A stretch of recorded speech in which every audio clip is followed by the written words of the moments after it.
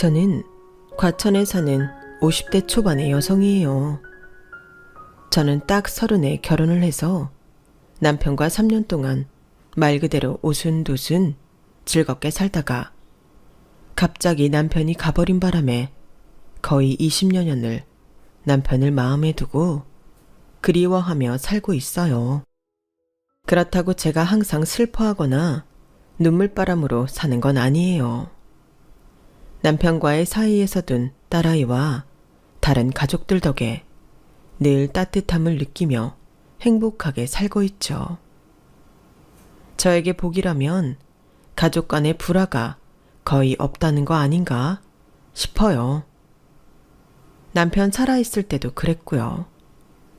하지만 중간에 잠깐 한 1년쯤 저에게도 사람 때문에 힘든 시절이 있었어요. 바로 신우의 남편 때문이었는데요. 정말 예전 이야기이긴 한데 이제는 이것도 추억이다 싶어 이렇게 사연을 보내게 됐네요. 그럼 지금부터 제가 겪었던 이야기를 본격적으로 해볼게요. 저희 부모님은 제가 어릴 적에 이혼을 하셨어요. 흔히 이혼을 하면 자식들은 엄마와 사는 경우가 많잖아요. 저는 반대로 아빠와 함께 살았어요. 정확히는 할머니, 할아버지도 같이요. 엄마와 할머니는 결혼할 때부터 사이가 나빴는데 나중에는 아빠와의 관계도 나빠져서 이혼을 하셨다고 해요. 할머니, 할아버지는 하나뿐인 손녀였던 저를 너무 예뻐하셔서 엄마가 절대 데려갈 수 없다고 소송도 불사하셨다네요. 결국 저는 아빠 밑에서 자랐는데 고등학생 때 아빠 사업이 어려워지면서 힘든 시간이 찾아왔어요. 스트레스를 심하게 받던 아빠는 어떻게든 회사를 다시 일으켜보려고 애를 쓰셨지만 어려움이 많았어요. 그러다가 제가 대학교 2학년이던 때에 갑자기 쓰러지셔서 영영 다시는 볼 수 없는 곳으로 떠나고 말았어요. 엄마는 해외로 건너가신 지 오래였기 때문에 연락처를 알 수 없어 장례식은 저 혼자 쓸쓸히 치러야 했어요. 저를 아껴주시던 할머니, 할아버지도 돌아가셔서 저는 졸지에 혼자가 되었죠. 온갖 알바를 다 해가며 대학을 졸업하고 회사에 들어간 저는 거기서 남편을 만나게 됐어요. 같은 회사에 있었던 건 아니고 남편은 변호사였는데 저희 광고회사와 같은 건물에 있었거든요. 아주 친절하고 예의 바르던 남편은 계속 마주치는 사람들과 늘 인사를 했어요. 저는 그렇게까지 인사성이 좋지 않았는데 얼떨결에 인사를 하게 됐고요. 변호사 사무실이 있는 층에 내리길래 그런가 보다 했는데 그 후로도 꽤 자주 마주쳤어요. 처음에는 변호사에 대한 선입견이 있어서 겉으로만 친절한 척하는 거라고 생각했거든요.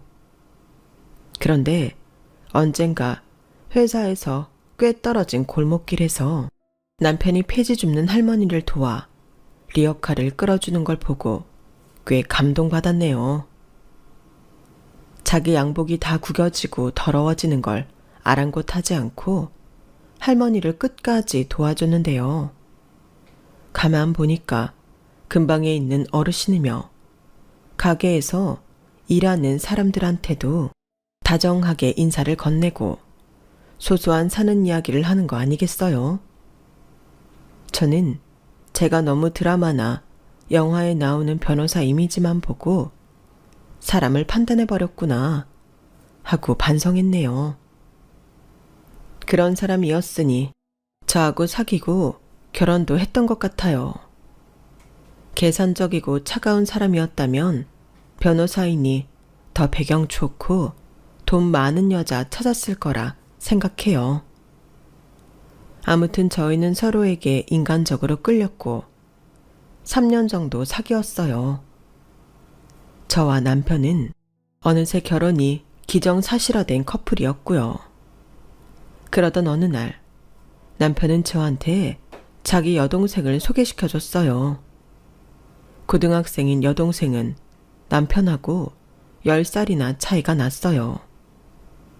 시부모님이 남편을 낳은 후 한 명을 더 원했는데 아이가 계속 안 생겼었다고 하더라고요.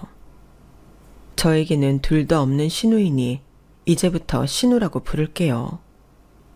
신우는 집안의 사랑을 듬뿍 받고 자란 정말 귀한 딸이었는데요. 사랑받아 티없고 밝긴 했어도 무례하거나 이기적이지 않았어요. 처음 보는 저한테도 어찌나 살갑고 편하게 대하든지 첫 만남부터 정이 확 가더라고요. 자, 소연아, 네가 그렇게 보고 싶어 하던 네 새언니 될 사람이다. 윤주야, 내 동생 소연이. 소연씨, 반가워요. 얘기 많이 들었는데 정말 듣던 대로 너무 예쁘고 귀엽네요. 좋게 봐주셔서 감사합니다. 언니야말로 정말 청순하세요. 왜 오빠가 좋아하는지 알겠어요.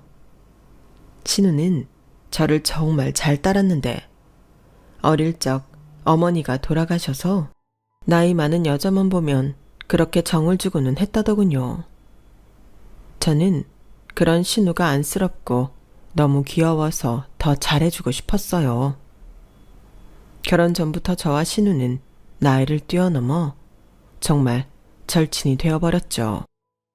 결혼식을 올리고 신혼여행 가는 길에 남편은 저에게 이렇게 말했어요. 윤주야, 정말 고마워. 소연이하고도 잘 지내줘서 너무 고맙고 네가 이렇게 나이 어린 동생 있고 홀시아버지 모셔야 되는 집이라고 나를 싫어하게 되면 어쩌나 걱정도 많이 했었거든. 근데 윤주 네가 소연이도 그렇고 아버지한테도 너무 잘해줘서 정말 기쁘고 좋다. 내가 너한테 정말 잘할게. 고맙다고 해야 할 사람은 나지. 경민 오빠도 아버님도 아가씨도 다 나 고 하나 다름없는데도 집안 같은 거 하나 안 따지고 온전히 나 하나만 봐줬잖아. 아버님도 너무 따뜻하시고 좋으셔서 돌아가신 아빠한테 못 해드린 것까지 다 해드리고 싶어.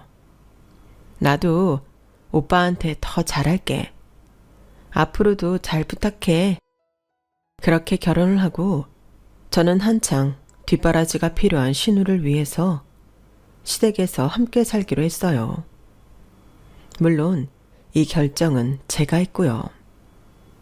남편은 저한테 미안해서 안 그래도 된다고 했지만 제가 그러고 싶었어요. 처음에는 회사 다니면서 집안일을 하려니 혼자 살 때와는 확실히 규모도 다르고 일할 것도 많아 결국 회사를 그만두었어요. 그럼에도 저는 제 경력 같은 거 하나도 아깝지 않았어요. 그동안 따뜻한 가족이 그리웠었는지 시아버지가 있고 신우가 있고 남편하고 그렇게 넷이 복닥거리고 사는 게 너무 좋더라고요. 그들을 위해 제가 할 수 있는 일이 있어 행복했고요. 하지만 그런 행복은 너무나도 짧기만 했어요. 남편과 3년을 그렇게 살며 앞으로 더 행복할 일들만 남았다고 믿었건만 남편은 어느 날 갑자기 위암 말기 판정을 받았고 3개월 정도 투병 생활을 하고는 허망하게 떠나버렸어요. 엄마는 돌아가신 건 아니지만 일찍 헤어졌고 아빠도 보내드려 봤으니 이런 이별이 힘들지 않을 줄 알았는데 아니더군요. 사랑하는 사람과의 이별은 언제나 힘들었어요. 실은 남편을 떠나보낸 게 제 인생에서 가장 괴롭더라고요. 그때 저는 겨우 33이었고 신우는 막 대학에 들어갔을 때였어요. 우리 아이는 2살밖에 되지 않아 아무것도 모를 나이였고요. 시아버지는 제 손을 잡고 눈물을 흘리셨어요. 미안하다. 우리 경민이가 너무 빨리 가버려서 너를 힘들게 하는구나. 너 아직 앞날도 창창하고 서아도 어리잖니? 그러니 너 얼마든지 새 출발할 수 있어. 우리 신경 쓰지 말고 네 살 길 찾아서 가라. 너 잘못하면 평생 고생한다. 내 말 들어. 아버님, 저는 아버님하고 아가씨하고 같이 있고 싶어요. 오빠 가버렸다고 제가 획 떠나면 저 나중에 저 세상 가서 오빠 얼굴 못 봐요. 아버님하고 아가씨가 저한테 어떻게 해주셨는데 저 혼자 편하자고 떠나겠어요. 그리고 저 힘들지 않을 거예요. 아버님하고 아가씨 떠나는 게 더 싫고요. 제가 힘 닿는 데까지 해볼게요. 오빠가 남겨준 재산도 있고 저 할 수 있는 만큼 잘 해볼게요. 걱정 마세요, 아버님. 공무원으로 정년퇴직을 하셨던 시아버지는 그날로 당신이 근무하셨던 기관의 시니어 클럽에 연락을 해서 일주일에 3번 보조 업무를 하기로 하셨어요. 신우이는 대학 들어가자마자 휴학을 하고 일을 하겠다길래 그거 말리느라 진땀을 뺐네요. 대신에 과외 알바를 하는 걸로 합의를 봤어요. 저는 전에 있던 회사 팀장님의 도움으로 어느 케이블 TV에서 프로그램 구성을 맡아 꾸준히 돈을 벌 수 있게 됐어요. 그렇게 온 가족이 열심히 살아서인지 생활은 나름 굴러갔어요. 저는 녹화가 늦게 끝나도 집에 돌아오면 뭐 하나라도 가족들이 좋아할 만한 걸 직접 만들어 놓곤 했어요. 신우도 시아버지도 제가 만든 음식을 너무 좋아했고 특히나 신우는 저를 엄마처럼 의지하는 데가 있어서 그런지 제 음식에서 엄마 느낌을 찾는 것 같더라고요. 그런 걸 아니 저는 한 가지라도 더 챙겨주고 싶었어요.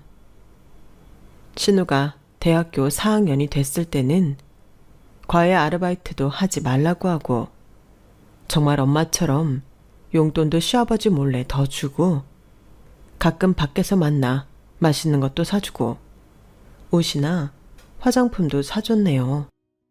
신우는 그런 저에게 진심으로 고마워했고 그건 시아버지도 마찬가지였어요. 제가 신우한테 잘하는 걸 눈치채시고 일부러 저한테서 용돈도 안 받으실 정도였거든요. 남편이 갔어도 저희 가족은 모두 서로를 위하며 돈독하게 지냈어요. 딸아이도 건강하게 잘 커갔고 신우는 공인회계사 자격증을 따서 꽤 큰 회계사무소에 들어가게 됐고요. 그렇게 어엿한 사회인이 된 신우는 이제 저더러 더 이상 일하지 말라며 기어이 저를 집에 들어앉히더니 가장 노릇을 하더라고요. 그렇게 신우가 4년 정도 일만 하자 저와 시아버지는 슬슬 신우가 결혼 생각이 없는 건가 걱정이 됐어요. 남자친구 사귀는 기미도 없었고 누구를 따로 소개하지도 않았었거든요. 대학 때까지는 그래도 좀 만나는 남자가 2명 정도 있었는데 이제는 아예 그런 것도 없는 것 같아서 좀 그렇더라고요.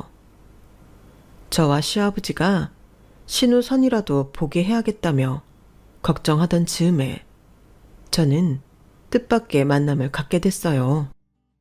바로 어릴 때 헤어졌던 엄마를 만나게 된 거였는데요. 해외에서 사업을 하며 오랫동안 살던 엄마는 노년이 되어 한국에 돌아와서 서울 요지의 건물들을 사고는 그 다음에 한 일이 저를 찾는 거였다더군요. 엄마가 할아버지, 할머니 때문에 저를 데려갈 수도 없었고 아빠와도 사이가 나빠져 헤어졌다는 건 알고 있었지만 어쩐지 제 마음속에는 엄마에 대한 원망이 있더라고요. 그래서인지 엄마와 만나고 싶지 않았고 괜히 심술 부리고 싶었죠. 그런 저와 저희 엄마 사이를 연결해 준 건 다름 아닌 신우였어요. 언니, 언니도 어머니가 왜 그러셨는지 다 알잖아요. 언니 섭섭함도 이해하는데 어머니 그동안 언니 얼마나 보고 싶으셨겠어요. 나이도 많으신데 언니가 풀어요. 저한테는 이렇게 말하고 엄마한테도 제가 얼마나 외로웠는지 이해해야 한다고 했다는 거였어요. 저는 신우가 고마워서라도 엄마를 만나야겠다 마음먹었고 대신에 신우한테 약속을 받아냈죠. 알았죠, 아가씨? 좋은 사람 생기면 꼭 결혼할 마음 갖기에요. 강요는 안 할게요. 인연이라는 게 억지로 생기는 거 아니니까요. 그렇게 해서 저와 아가씨는 약속을 했고 저도 엄마를 만났어요. 엄마와는 오랜 세월 회포도 풀었고 이제는 가끔씩 만나기로 했어요. 당시 저는 집에만 있기가 답답해서 동네 친한 아줌마가 운영하는 식당에 가서 아르바이트처럼 일을 했어요. 집에서 다들 말렸지만 뭐라도 해야지. 몸이 근질거려서 안 되겠더라고요. 그렇게 제가 쓸 용돈도 쏠쏠하게 벌고 재미있게 일을 했죠. 그리고 몇 달쯤 지났는데 갑자기 신우가 결혼할 사람이 생겼다며 남자를 데려온다는 거였어요. 저를 비롯해서 식구들이 전부 말 그대로 뛸 듯이 기뻐하며 남자를 맞이했어요. 알고 보니 남자는 신우의 고등학교 10년 선배인데 대학 때 고등학교 동문회에서 봤을 때부터 반했었대요. 신우가 받아주지 않아서 실망이 컸었는데 얼마 전 우연히 신우를 다시 만나서 엄청 들이댔다고 자기 입으로 말을 하더라고요. 남자는 이제 전공의 과정을 마치고 정형외과 전문의가 된 사람이었어요. 제가 원래 소연이를 찍었었거든요.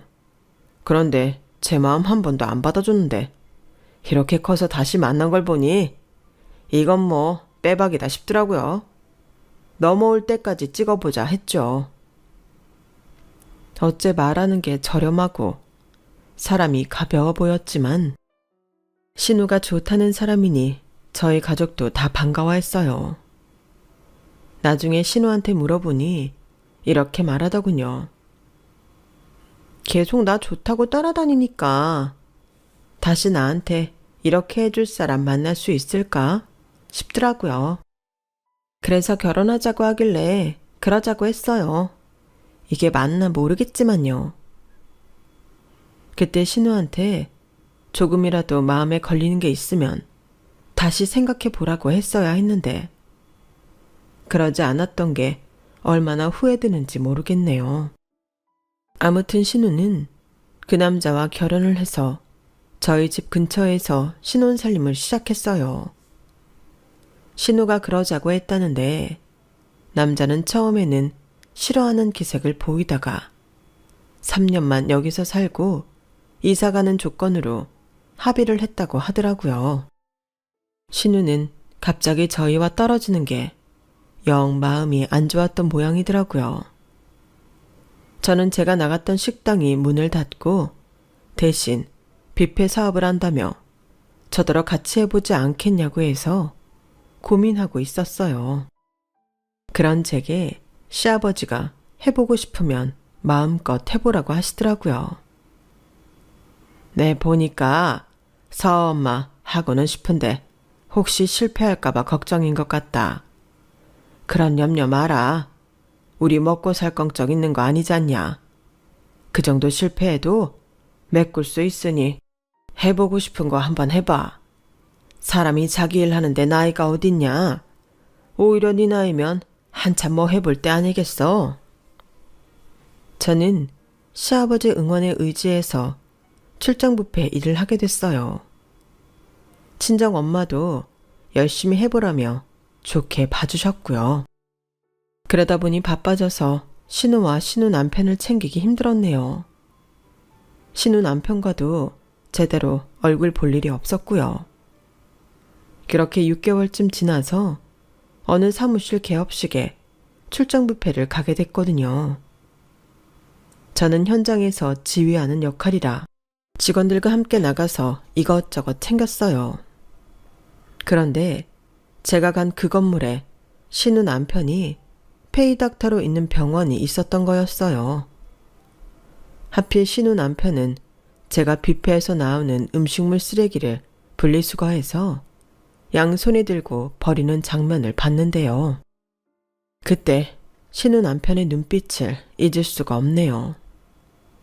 저를 경멸하듯 바라보다가 제가 아는 척을 하려고 하자 갑자기 쌩 돌아서 가버렸던 그 모습을요. 그 후 신우 남편은 다른 가족들 없는 데에서 제가 무슨 말만 하면 코웃음을 치거나 무시하는 태도를 보였어요. 하루는 저를 자기 병원 앞까지 부르더라고요. 뷔페 예약 때문에 음식 가격 맞추느라 바쁜 와중에도 저랑 자매나 다름없는 신우의 남편이 부르니 불이 나게 갔죠. 그랬더니 저한테 쪽지 하나를 주면서 건방진 말투로 이러는 거였어요. 거기 적힌 것 좀 만들어서 오늘 밤까지 저희 집에 갖다 주세요. 반찬이네요. 불고기, 물김치, 김치볶음에 초밥도 있네요. 아줌마, 그 정도는 해주셔야죠. 내가 소연이 때문에 그 동네 살기는 하는데 솔직히 나는 우리 집 가까운 데서 우리 엄마 밥 얻어먹으며 살고 싶었거든요. 하도 소연이가 자기네 집 근처에 살자고 해서 어쩔 수 없이 그러기로 했는데 그러면 내가 처가 가까운 데 사는 보람은 느끼게 해주셔야 되지 않겠어요? 그거 다 오늘 밤까지 부탁해요. 내가 밤 9시에 들어가니까 그때 초밥 먹을 수 있게 그 전에 해다 놓으세요. 거의 명령조로 말을 하고는 제 이야기는 들어보지도 않고 건물로 쑥 들어가는데 민망하기도 하고 마음이 참 이상하더라고요. 그걸 시작으로 신우 남편은 저를 이리저리 부려먹었어요. 드라이클리닝 할 옷을 저더러 세탁소에 맡기라고 하거나 신우가 출장 갈 때에는 자기도 골프 치러 간다면서 집 청소를 맡길 때도 있었어요. 저한테 대하는 태도는 아주 불량했지만 신우한테만 잘한다면 괜찮다는 마음으로 묵묵히 다 줬죠. 그런데 한 번은 저한테 반찬을 간 걸로 굉장히 면박을 주더라고요. 신우가 일 때문에 대기업 파견 나가 있을 때라 집에 못 들어오던 때였는데 그때 정말 저한테 시건방을 떨었어요. 이봐요 아줌마, 내가 멸치볶음에 아몬드 아끼지 말고 넣으라고 했죠. 그리고 이거 뭐야? 갈비찜이 왜 이렇게 질겨? 그리고 저번에 내가 맡기라고 했던 니트 세탁소에 안 맡겼던데 뭐 벌써 치매 와요? 왜 사람 말을 띄엄띄엄 듣지? 서방님, 나도 말했는데 니트 그건 세탁소에 안 맡겨도 되는 거니까 쉬는 날 집에서 살살 빨면 되겠다고 했잖아요. 그리고 갈비찜이 이것도 질기다고 하면 안 되죠. 뼈가 쏙쏙 빠지는데 이걸 질기다고 하는 건 억지예요. 멸치볶음도 그래요. 나는 아몬드 많이 넣는다고 넣은 거고 모든 음식에는 조합이라는 게 있는 건데 무조건 한 가지만 많이 넣으면 균형을 해치지 않겠어요? 그러니까 자꾸 쓸데없는 트집 부리지 마요. 참네, 웃기고 있네. 허드렛 일 하는 주제에 무슨 균형이니 조합이니 아는 척은. 그리고 빨래, 내가 왜 빨래를 하나? 정 세탁소 갖다 주기 싫으면 아줌마가 해요. 왜 세탁소 가고 아몬드 팍팍 넣고 갈비찜 부드럽게 하려면 돈 더 들어가니까 못하나? 하긴 고급진 걸 해봤어야 알지. 말 좀 조심하지 그래. 서방님은 나한테 아줌마가 아니고 아주머니라고 불러야 맞는 거지. 안 그래? 그리고 허드렛 일이라니. 내가 무슨 허드렛 일을 한다고 그래? 어쭈? 이제 막 반말하네? 소연이 없다고 본색 드러내나? 나 그쪽이 쓰레기 치우고 음식 만드느라 땀 뻘뻘 흘리는 거 다 봤는데 어디서 아직도 무슨 사업하는 사람 행세하려고 그래? 그리고 나한테 호칭을 놓네? 그럴 거면 그쪽도 나보고 의사 선생님이라고 불러요. 나는 댁 같은 사람한테 서방님이라고 불리는 거 아주 쪽팔리고 싫거든. 지금 말 다 했어요? 뭐? 쪽팔려? 제가 너무 화가 나서 목소리를 높였는데 마침 그때 시아버지가 신우 집에 들어왔다가 이 광경을 보게 됐어요. 시아버지는 현관에서 신우 남편이 하는 말을 다 들었나 보더라고요. 이봐 김서방, 자네 지금 우리 며느리한테 뭐라고 했나? 아무리 자네가 의사라고 해도 자네보다 집안 윗사람 아닌가? 그런데 어떻게 그런 말을 할 수 있어? 아, 장인어른, 죄송합니다. 저도 그러려고 한 건 아닌데 아주머니께서 음식 해다 주시는 걸로 너무 생색내시고 저한테 하도 잔소리를 하셔서요. 제가 바쁘고 고된 거 장인어른도 아시죠? 저는 도저히 시간을 내서 청소나 빨래를 할 수 없는데 저보고 너무 이래라 저래라 하시니 제가 좀 발끈했네요. 저는 너무 어이가 없어서 헛웃음만 나왔지만 일단 눈 질끈 감고 참았어요. 시아버지가 괜히 걱정하실 것 같았거든요. 근데 그때 차라리 그놈의 본성을 다 폭로하고 하루라도 빨리 신우와의 관계도 청산하게 하는 게 나을 뻔했다는 생각도 많이 드네요. 아무튼 저는 그때 아무 말 없이 나왔는데 나중에 시아버지가 그 일에 대해 신우한테 얘기했나 보더라고요. 신우는 그 일로 남편과 크게 싸웠고 저한테 다시는 함부로 하지 말라며 단단히 약속을 받아냈다고 하더라고요. 저와 신우 남편은 대면대면 지냈지만 그래도 신우 남편이 신우 있는 데에서는 저한테 공손한 척이라도 하는 걸 보고 그나마 신우를 좋아하긴 하나 보다 라고 생각했어요. 그러다가 몇 달 후 신우 남편이 자기 병원을 개원하게 됐는데요. 신우 남편이 병원을 낸 건물이 바로 친정엄마 건물이었어요. 병원 자리를 알아보던 신우가 저한테 혹시 엄마 건물에 들어갈 수 있는지 알아봐 달라고 했고 제가 엄마를 신우한테 연결해줬거든요. 일이 잘 됐는지 거기에서 개원을 한다더라고요. 그런데 신우가 개원 파티를 병원에서 한다며 저한테 출장 뷔페를 부탁했는데요. 공교롭게도 딱 그 시기에 신우는 외국 출장을 가게 돼서 참석을 할 수 없었어요. 그래도 개원 파티니까 신우 남편이 저한테 함부로 할 일은 없겠다 하고 별 걱정 안 하며 준비를 했죠. 신우 남편 파티니까 더 신경 써서 음식도 만들었고요. 그런데 마침 시아버지가 허리를 삐끗하셔서 자리에서 일어나지를 못하셨어요. 결국 저희 집에서는 저만 개원 파티에 참석하는 모양새가 되고 말았죠. 저는 출장 뷔페를 준비하면서 직원들한테도 신우 남편 병원 파티니까 잘 부탁한다고 했고 직원들도 축하한다며 원래 주문했던 것보다 1.5배는 많은 양을 준비해줬어요. 그렇게 개원 파티를 준비해서 1시간 먼저 도착해 직원들하고 함께 열심히 세팅을 했죠. 눈치채신 분들도 계시겠지만 저는 관리하는 입장이라고 손 놓고 입으로만 이래라 저래라 하는 타입이 아니에요. 직접 함께 손에 양념 묻히고 설거지해가며 일하는 스타일이죠.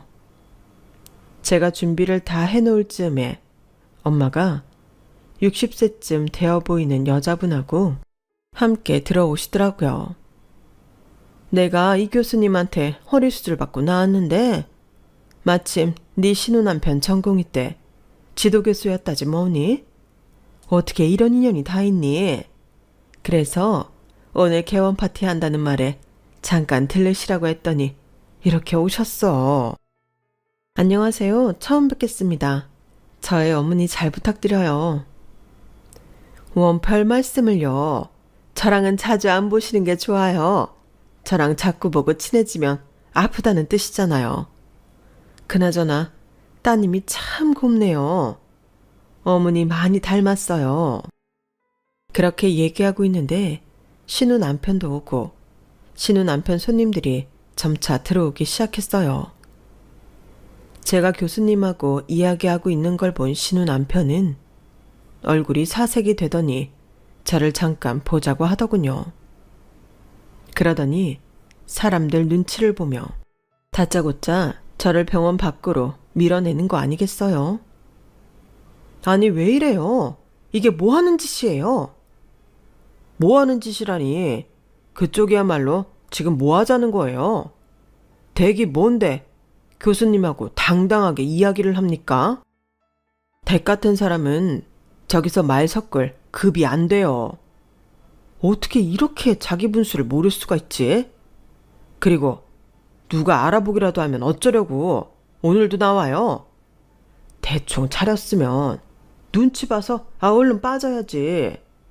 아니, 처가에 이런 식당 아줌마가 있다는 거 내 지인들이 알아봐. 내 꼴이 뭐가 되겠어? 아줌마, 내가 이런 것까지 가르쳐줘야 돼? 낄 때 끼고 빠질 때는 빠져야지. 당장 가지 못해. 아니, 내가 신우 남편 개원 파티 여는 뷔페 업체 관리자인데 그 자리에 있지도 못해요? 무슨 그런 말이 있어요. 관리자 좋아하시네. 거 허세 좀 부리지 맙시다. 그리고 아무리 관리자여도 저기는 거진 다 의사거나 명망 있는 사람들만 오는 자리라고. 하, 어디서 식모 같은 사람이 우리랑 어깨를 나란히 하려고 들어. 그때였어요. 엘리베이터 쪽에서 낯익은 목소리가 들렸어요. 지금 말 다 했어? 나 없을 때 우리 언니한테 계속 이런 식이었어? 네, 출장 갔던 신우였어요. 신우는 그래도 남편 개원 파티에 참석하겠다고 귀국하자마자 바로 남편 병원으로 온 것 같은데 제가 자기 남편한테 심한 소리 듣는 걸 바로 목격한 거였죠. 신우 남편은 신우를 보자마자 얼굴이 하얘지더니 어쩔 줄 모르더군요. 아, 저기 그게 말이야. 소연아, 오해야. 오해. 다 오해야. 언니, 이 사람 언니한테 계속 이런 식이었어요? 그때 아빠가 본 게 다가 아닌 거죠? 저는 비겁한 신우 남편의 모습에 더는 감싸주고 싶지 않아서 그렇다는 표현으로 고개만 끄덕이고 아무 말 하지 않았어요. 그러자 신우 남편은 안절부절 못하더군요. 아니 아줌마, 그게 뭐예요? 이런다고 뭐 좋을 게 있다고? 내 편 좀 들어주면 어디 덧나요? 신우 남편 말이 끝나자마자 신우는 철썩하고 자기 남편 따귀를 때려버렸어요. 신우 남편은 너무 놀라서 자기 뺨을 잡고 입만 벌리고 있더군요. 내가 진짜 오빠가 주식 투자 잘못해서 돈 다 날리고 선배들한테 미움 사서 페이닥터 잘려도 어떻게 좀 봐주려고 했어. 그래서 내가 언니 어머니한테 부탁해서 여기 병원 자리도 정말 다른 데보다 20%는 싸게 월세 깎아주신 거란 말이야. 근데 우리 식구 안 보는 데에서 언니한테 이렇게 못되게 굴었단 말이지? 당장 이 병원 뺀다고 할 거니까 그렇게 알아. 저기 소연아, 아니야. 잘못했어. 내가 정말 다시는 안 그럴게. 지금은 나도 너무 당황해서 말이 헛나온 거야. 아줌마, 아니, 아주머니, 제가 잘못했어요. 소연이 좀 말려주세요. 네? 아, 나 미치겠네, 이거. 밖이 소란하니 안에 있던 사람들이 하나 둘 나왔는데 그 중에는 엄마와 교수님도 있었어요. 엄마는 저희를 보고 놀라서 다가오셨어요. 윤주야, 왜 그래? 무슨 일이야? 아, 엄마, 그냥 좀 그럴 일이 있네. 저와 엄마가 직접 이야기하는 걸 목격한 신우 남편은 정말 그 자리에서 기절이라도 할 것처럼 안색이 창백해지더군요. 신우가 엄마한테 정중하게 사과를 하며 말했어요. 정말 죄송해요, 어머니. 저 이 병원짜리 다시 빼야 될 것 같아요. 너무 폐를 끼치게 돼서 어떡하죠? 제가 손해보시는 거 전부 보상하겠습니다. 근데 저 사람하고는 더는 안 될 것 같네요. 그렇게 해서 신우 남편이 저질렀던 일과 저한테 했던 행동들이 그 자리에 있는 사람들한테 전부 알려지게 되었고 엄마와 교수님도 한심하다는 듯 신우 남편을 보다가 혀를 찼어요. 교수님은 신우 남편한테 한마디 하더라고요. 내가 여기 사장님 봐서 자네 개원식에 참석한 건데 사장님 따님한테 그렇게 함부로 굴어? 그것도 처가 윗사람 아니야. 자네 이런저런 소문 들려도 나 걸러서 드리라고 애썼어. 그런데 이제 보니 자네 정말 못쓰겠군. 자네가 사람이 가볍기는 해도 나쁜 사람은 아닐 거라고 믿었건만 이게 뭔가? 자네 다시는 나 어디에도 부르지 말게. 나는 자네를 내 제자라고 하고 싶지 않아. 교수님, 제발 제 말 좀 들어주세요. 그게 아니라 제 처가 윗사람이 이런 하찮은 일을 한다는 게 부끄러워서 그랬을 뿐이지 나쁜 뜻은 없었어요. 그 말에 엄마가 신우 남편 멱살을 확 잡았다가 겨우 참으며 놓으셨어요. 뭐가 어째? 하찮은 일? 어떻게 사람이 그래? 그런 식으로 사람 차별하나? 의사들은 다 그런가? 그런가요, 교수님? 우리 딸이 하는 뷔페 사업이 하찮아요? 아닙니다. 그럴 리가요. 관리직이면서 이렇게 손수 솔선수범 하는데 어떻게 하찮겠어요? 제가 정말 죄송합니다. 일이 점점 커지자 사람들은 신우 남편에게 곱지 않은 눈초리를 보냈고 자기들끼리 뭐라 쑥덕거리더라고요. 결국 신우가 사람들에게 정중히 사과하며 돌려보냈어요. 신우 남편은 신우의 눈치를 보며 계속 오해라고 자기 말 좀 들어보라고 했지만 신우는 아무 말 없이 제 손을 잡고는 엄마한테 정말 큰 신뢰를 범했다고 다시 한번 사과드리고 집으로 돌아왔어요. 그리고 다음 날 신우는 이삿짐 센터를 불러 자기 짐을 전부 빼서 저희 집에 들여놓았어요. 밤이 돼서 집에 온 신우는 제 앞에 무릎을 꿇고 앉더라고요. 언니, 정말 미안해요. 언니가 그 사람한테 그렇게 수문을 당하는 줄도 모르고 제 불찰이에요. 아니에요. 이게 어떻게 아가씨 잘못이에요. 그렇지 않아요. 그러니까 일어나요. 저 그 사람하고 그만 살려고요.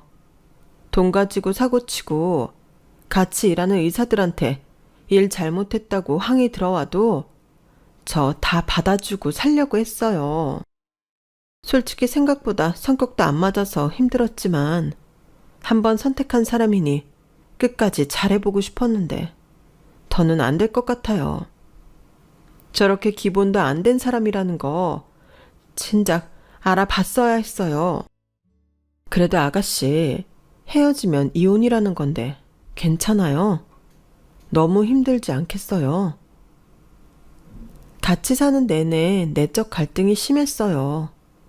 저 사람 생각보다 너무 가볍고 게다가 저를 마치 잡아놓은 물고기 취급하고 예전하고는 달라서 그것도 힘들었어요. 이렇게 이혼 결심하고 나니 한결 마음이 편하네요. 이제야 제대로 된 길에 들어선 것 같아요. 한 번뿐인 인생인데 잘못된 거 있으면 바로 고쳐서 다시 원상복귀 시켜야죠. 계속 틀린 곳으로 가다 보면 나중에는 더 힘들어질 거예요. 신우는 이혼하기로 마음을 굳혔더라고요. 그리고 병원에 입원해 있는 시아버지와도 한참을 이야기했고, 그렇게 저희 집에서는 신우가 이혼하는 걸로 이야기가 됐어요. 시아버지도 신우의 결정을 이해한다면서 너무 힘들어하지 말라고 위로하셨고요. 신우가 이혼 통보를 한 후에 신우 남편은 저를 회사까지 찾아와서 제 앞에 무릎을 꿇고 빌더라고요. 아주머니, 제가 정말 큰 잘못을 저질렀습니다. 용서해 주세요. 저는 다만 자리를 가려주십사 한 건데 뭔가 전달이 잘못된 것 같아요. 아무튼 그런 것도 다 제가 잘못했다고 할게요. 그러니 제발 소연이한테 헤어지지만 말아달라고 해주세요. 네? 부탁드려요. 가만 보니까 나한테 사과 같지 않은 사과하는 것도 우리 아가씨랑 헤어지면 개털될까봐 그러는 거네. 내 말 맞지? 제가 차갑게 반말로 팩폭을 하자 신우 남편은 놀라서 저를 보더군요. 여태까지 저한테서 한 번도 본 적 없는 모습을 봐서인지 놀라서 입만 번긋번긋 했어요. 너 진작에 글러먹은 놈인 거 눈치챘는데 그래도 네가 아가씨 좋아서 쫓아다녔다니까. 그럼 아가씨한테 잘해주기는 하겠구나 하고 참은 거였어. 근데 너 그것도 아니었다며. 사고는 사고대로 치고 아가씨 힘들게 하고. 내가 미쳤다고 너 같은 거랑 화해하라고 그런 중재를 하겠니. 정신 차려. 그리고 어디 남의 귀한 아가씨 인생 망치려 들어. 인생 망하려면 너 혼자 망해. 저는 무섭게 말하고는 신우 남편을 사무실에서 쫓아냈어요. 안 나가려고 버티며 잘못했다고 비는 신우 남편을 경비원들이 억지로 끌고 나가야만 했죠. 결국 신우는 자기 이름으로 얻었던 병원 자리를 도로 뺐고 신우 남편은 여기저기 빚만 남고 일자리도 찾지 못해 말 그대로 정말 낙동강 오리알 신세가 되고 말았어요.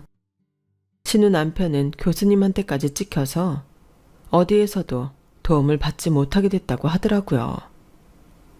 결국 신우 남편은 신우에게 이혼당하고 월급 의사자리도 찾지 못해 전전긍긍하다가 지방 어디 소도시에 빚을 얻어 집을 구해 작은 병원에 들어갔다고 하네요. 그래도 의사인데 굶기야 하겠어요. 어떻게든 빚도 갚고 자기 생활 꾸려나가겠죠. 저는 그딴 인간보다는 그 인간 때문에 이혼하게 된 아가씨가 가여워서 견딜 수 없었는데요. 아가씨는 오히려 그 이후로 사람이 더 밝아지고 일도 더 열심히 해서 전보다 더 잘 나가는 사람이 되더라고요. 그리고 몇 년 지나서 정말 진국인 동갑내기를 만나 다시 결혼도 하게 됐고 지금은 아들 딸 낳고 알콩달콩 잘 살고 있네요. 저는 시아버지를 몇 년 전에 잘 보내드리고 딸아이와 함께 엄마와 왕래하며 잘 지내고 있어요. 참, 저희 딸도 대학생이 돼서 자기 진로를 위해 열심히 살고 있네요. 지나고 나니 나쁜 시기는 좋은 마음으로 이겨내야 한다는 생각이 드네요. 그렇게 해야 제 자신에게도 좋은 것 같고요. 그럼 지금까지 제 이야기 들어주셔서 모두 감사드려요. 항상 행복하시고 건강하세요. 여러분, 사연 댓글의 응원과 현명한 조언 부탁드려요. 좋아요와 구독은 저에게 큰 힘이 됩니다. 오늘도 좋은 일 가득하세요.